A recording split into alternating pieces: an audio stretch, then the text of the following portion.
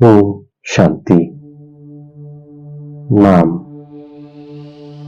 முழு ஆஸ்திக்கும் அதிகாரியாக இருக்கும் ஆத்மா. நாம் சதா சக்திசாலியான ஆத்மா. நாம் தந்தையின் அன்பிற்கு பாத்திரமான ஆத்மா. நாம் ஆத்மா எனும் பேட்டரியை ஞானம் மற்றும் யோகத்தின் மூலம் நிறைத்து சதோப்பிரதானமாக மாற்றுகின்றோம். தந்தை பரந்தாம வீட்டிலிருந்து தன்னுடைய குழந்தைகளை சேர வேண்டிய இடத்தை அடைய செய்ய வருகின்றார். நாம் தந்தையிடமிருந்து முதலில் பிரிந்தோம். இப்போது முதலில் வீட்டிற்கு செல்கின்றோம். எல்லையற்ற தந்தை வந்து நம்மை மலர்களாக மாற்றுகின்றார். நாம் படிப்பின் மூலம் லட்சுமி நாராயணன் பதவியை அடைகின்றோம். நமக்கு படிப்பித்து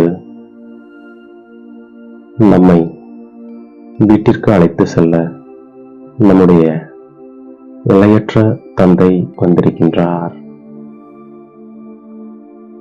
இப்பொழுது நம்முடைய புத்தியில் ஆன்மீக தந்தை இருக்கின்றார் மற்றும் ஆன்மீக தந்தையின் புத்தியில்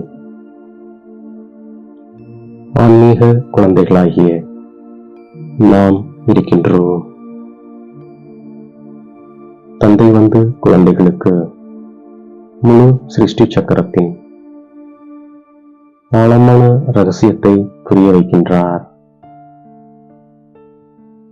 தந்தை இந்த கல்ப விருட்சத்தின் விதையாக இருக்கின்றார். தந்தை வந்து ஞானத்தை கொடுத்து அனைவரையும் விழிக்க செய்கின்றார். இப்போது நாம் விழித்துக் கொண்டோம். தந்தை நம்மை 24 கேரட்டிற்கு சமமாக மாற்ற விரும்புகின்றார். நம்முடைய ஆத்மாவை உண்மையிலும் உண்மையான சத்தியுகத்தை சேர்ந்ததாக மாற்றுகின்றார். ஒரு பக்கம் கலியுகம், மறுபக்கம் சத்தியுகமாகும். இப்போது நாம் சங்கமிகத்தில் இருக்கின்றோம். தந்தை புதிய உலகத்தை படைப்பதற்காகத்தான் வருகின்றார். பிரம்மாவின் மூலம் ஸ்தாபனை நடக்கிறது. தந்தைதான் தூய்மையற்றவர்களை தூய்மையாக்குபவர், சர்வசக்திவான் ஆவார். நாம் இப்போது சம்பூர்ண நிர்விகாரியாக ஆக வேண்டும். இது 5000 வருடங்களின் சக்கரமாகும். இப்பொழுது நம்மிடத்தில் குணங்கள் தாரணையாகிக் கொண்டிருக்கிறது. நமக்கு ஞானத்தின் 3வது கண் கிடைத்து விடுகின்றது. இந்த கண்களின் மூலம் நாம் புதிய உலகத்தை பார்க்கின்றோம். பிரம்மாவிலிருந்து விஷ்ணுவாக ஆவது என்பது ஒரு வினாடியிலும், பிறகு விஷ்ணுவிலிருந்து பிரம்மாவாக ஆவதற்கு 5000 ஆண்டுகள் ஆகின்றது. நாம் அனைவரும் சகோதர சகோதரர்கள்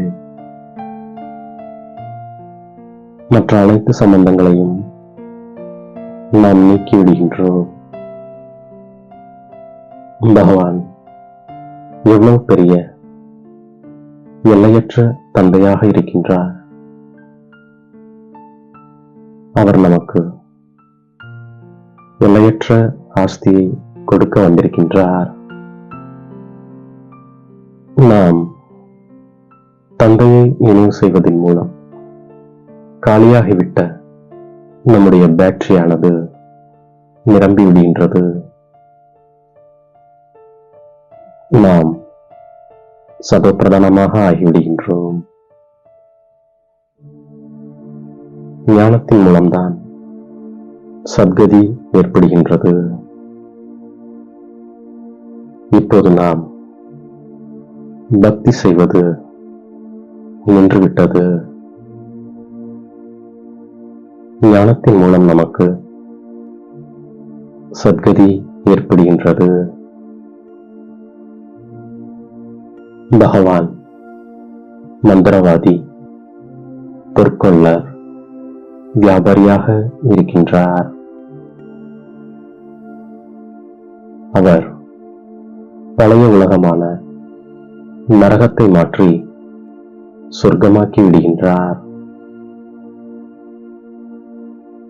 நாம் இப்போது சொர்க்கவாசிகளாக ஆகிக் கொண்டிருக்கின்றோம்.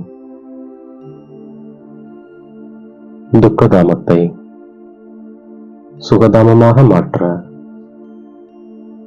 தந்தை முழு கல்பத்திலும் ஒரு முறைதான் வருகின்றார்.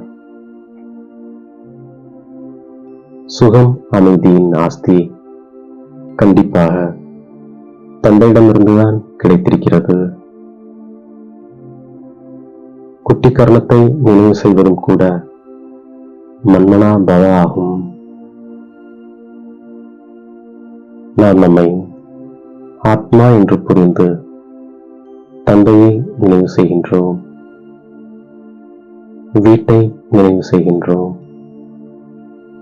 மற்றும் புதிய உலகத்தையும் நினைவு செய்கின்றோம்.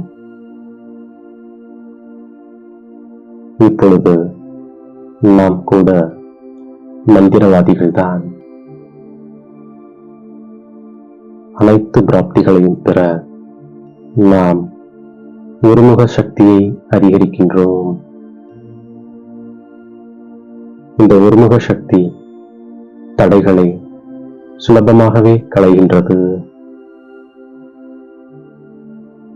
ஒரு தந்தையின்றி வேறு யாருமில்லை என்ற நிலை சுலபமாக நமக்கு அனுபவமாகின்றது. ஒரே சீரான மனோநிலை சுலபமாகவே அமைகின்றது.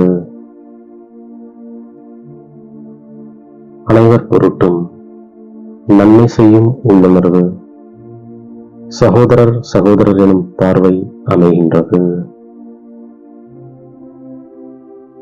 ஆகையினால் அத்தகைய ஒருமுகத்தன்மை பெறுவதற்காக நம் மனம் புத்தியை நம் கட்டுப்பாட்டில் வைக்கும் அளவிற்கு சக்திசாலியாக ஆகின்றோம். தேகத்தின் அனைத்து சம்பந்தங்களையும் விட்டுவிட்டு ஆத்மா சகோதர சகோதரர்கள் என்ற நிச்சயம் செய்து கொள்கின்றோம். மேலும் தந்தையை நினைவு செய்து முழு ஆஸ்திக்கும் அதிகாரியாக ஆகின்றோம். இப்போது பாவ ஆத்மாக்களோடு கொடுக்கல் வாங்கல் செய்யாமல் இருக்கின்றோம். அஞ்ஞான உறக்கத்திலிருந்து அனைவரையும் விழிக்க செய்கின்றோம். சாந்திதாமம் சுகதாமம் செல்வதற்கான வழியை நாம் சொல்கின்றோம். மனம் புத்தியின் ஏகாகிரதா மூலம் சர்வ சக்திகளையும் பெற்றிருக்கும் சதா சக்திசாலி ஆத்மா நாம்.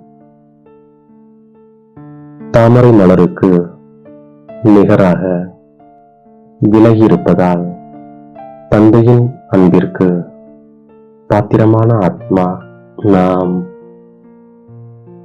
நம்மை தேடி கண்டெடுத்த இனிமேலும் இனிமையான தாயும் தந்தையும் ஆகிய பாப்தாதாவிற்கு கோடான கோடி நமஸ்காரங்கள். ஓம் சாந்தி.